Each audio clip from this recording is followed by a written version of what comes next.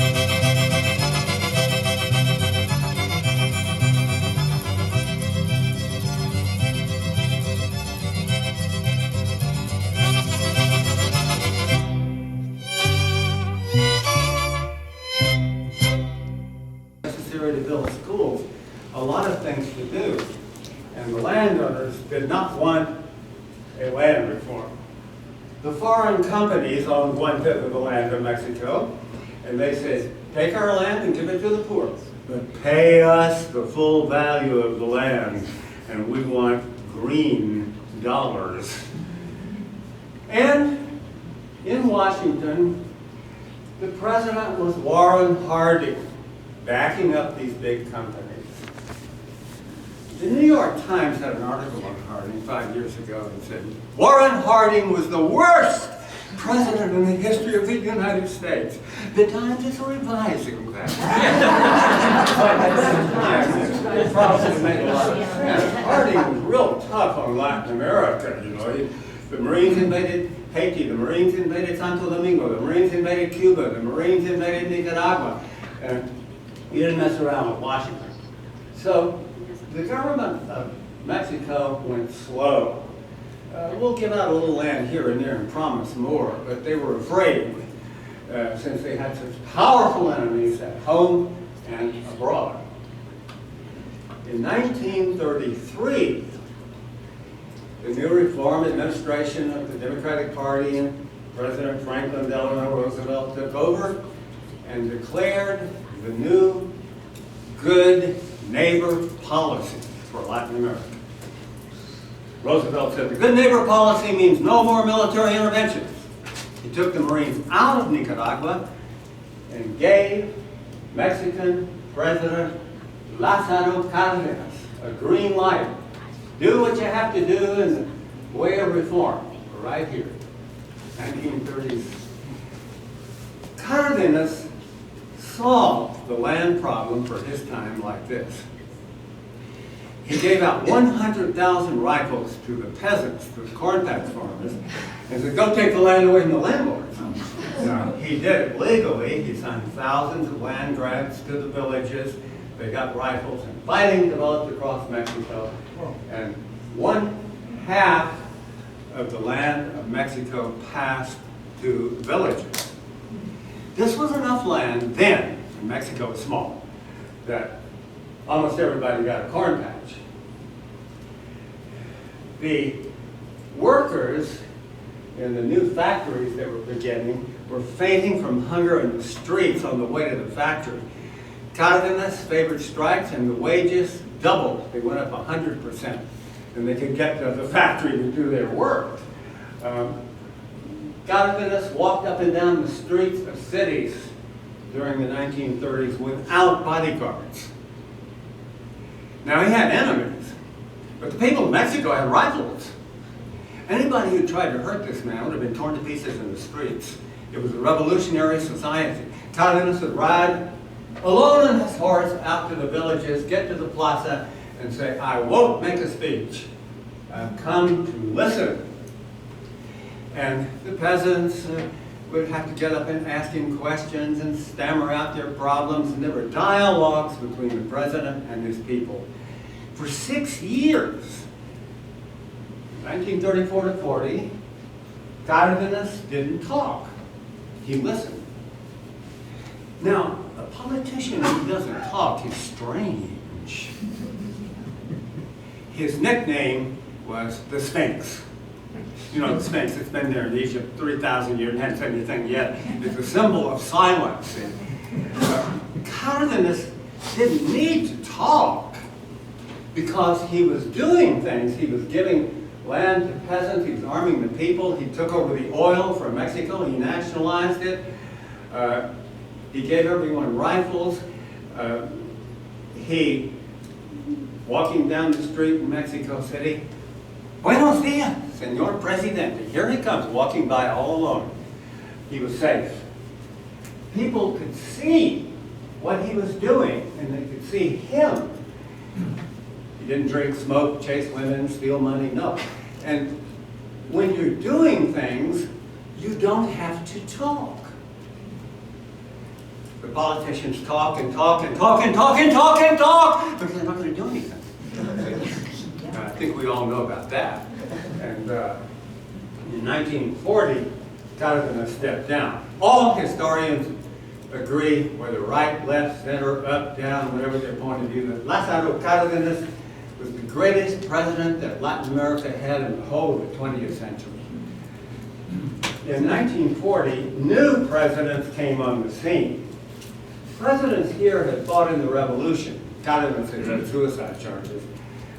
Here, the first great president was a civilian named Alemán, a lawyer from Veracruz, President Miguel Alemán. Alemán had new ideas.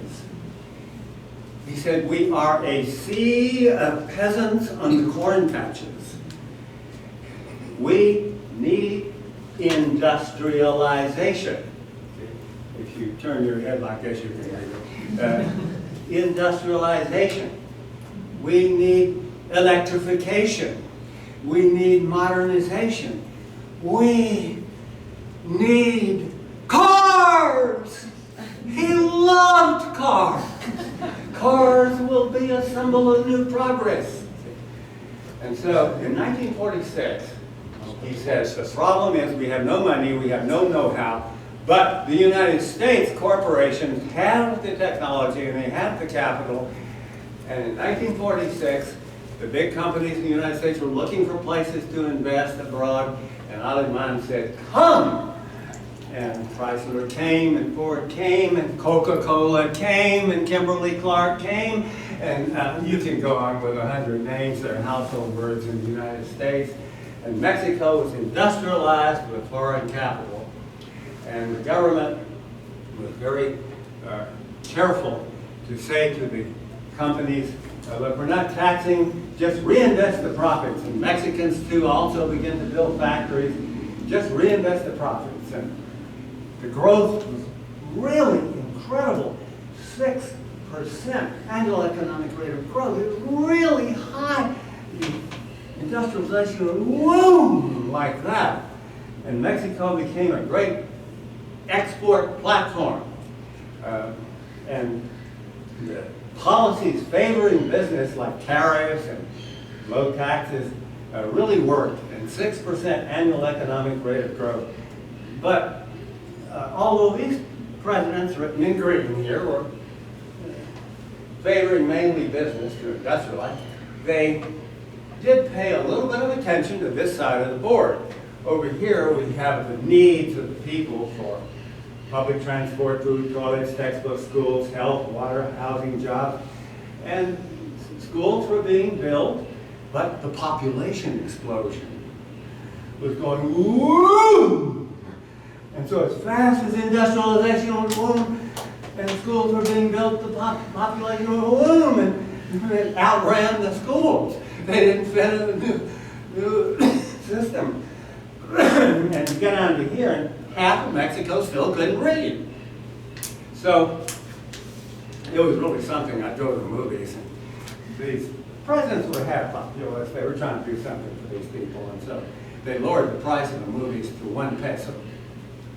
Took over the movies for 1 peso, anybody could go. And all the movies were from the United States with English being spoken and those little bitty subtitles. And half the people in there couldn't read. And the half that could, he was reading the subtitles to those that could read. And it was like, whoa, an enormous noise in this movie. I sit on the front row, you know, to see what Humphrey Bogart was saying. But it was a lot of fun.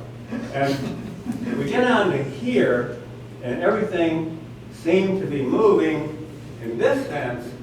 I wrote cars, toilet paper, Kleenex, canned goods, washing machines, detergents, Coca-Cola, and 35 brands of soft drinks made by foreign companies, and cosmetics and television sets. And this tiny list is symbolic of several million kinds of goods that were now available.